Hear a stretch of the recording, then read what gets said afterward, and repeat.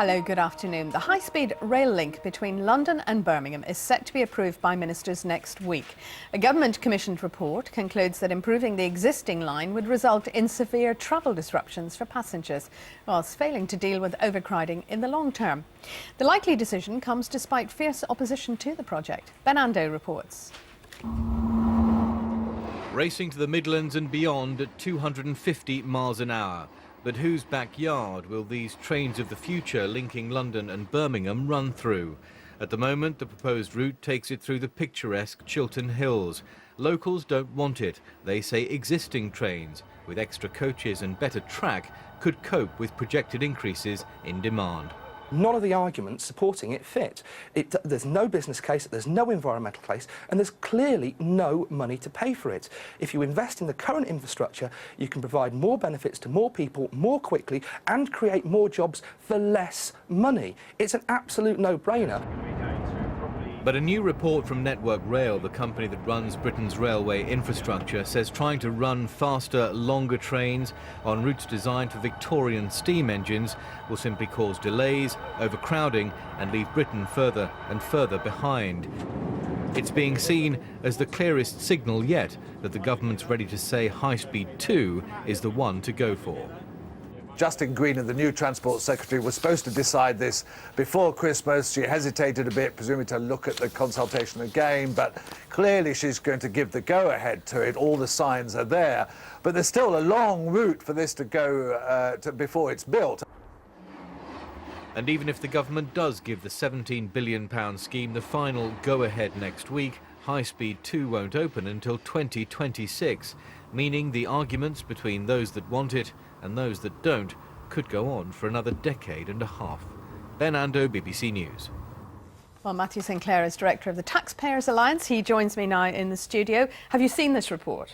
I've taken a look at it, and it's yet another episode in the long-running saga because we've never had a proper apples with apples comparison between high-speed rail and the strategic alternatives.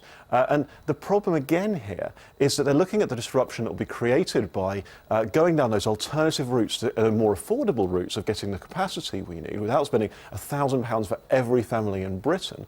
But they're not looking at the disruption that will be caused by trying to build high-speed rail, particularly disruption around Euston and beyond Euston, the underground connections to fit that into the London transport network. And what about the long-term effects of it? Will it affect overcrowding? Will it make it any better?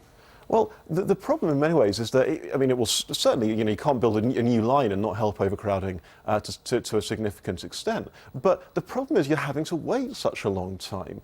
There are lots of places on that key route, particularly out to Milton Keynes, for example, which need new capacity much more quickly. And the problem, if we say that we're going to replace the West Coast main line, is that lots of places relying on the existing network don't get the upgrades they need. And lots of other places on that existing network are likely to see their service deteriorate. Places like Coventry, for example, under current government plans, will get a significantly worse service unless we start throwing even more subsidies at this thing. And that just means the cost to taxpayers keeps on mounting, even above the eye-watering amounts that are getting talked about already. Does it look to you as if the government's going to go ahead with this now, given this report? It looks like the government is going to probably give the go-ahead again. But the question of whether this thing ultimately gets built or whether it gets built to the standard which they're hoping for, I think is still very open. I think the worst thing, though, would be for the government to plough ahead now, not thinking about the serious financial constraints we're facing, go on with this white elephant, and when it becomes clear, then try and adjust back and make it more affordable. It would be much better to make a sensible, strategic decision now about affordable upgrades to the rail network, which can work for everyone and get good value for everyone. Because most of the public would happily scrap this. More businesses think it's poor value for money than think it's good value for money. Much better to address that problem now, rather than sitting there and letting this problem grow and mount over the years. So why do you think the government seems determined to go down this road?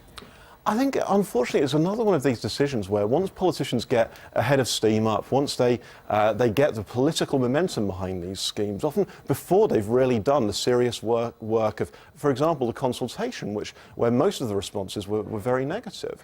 Before that, they've already built up all this political head of steam behind it. And they should have the honesty to say that these were big, grand plans, and there's no sense pressing ahead, particularly without, we come back to the beginning, that apples for apples, like for like, detailed comparison between strategic alternatives, and asking, in the current context, with so much pressure on everyone's finances, can we get a better deal? Matthew Sinclair from the Taxpayers Alliance, thank you. Thank you.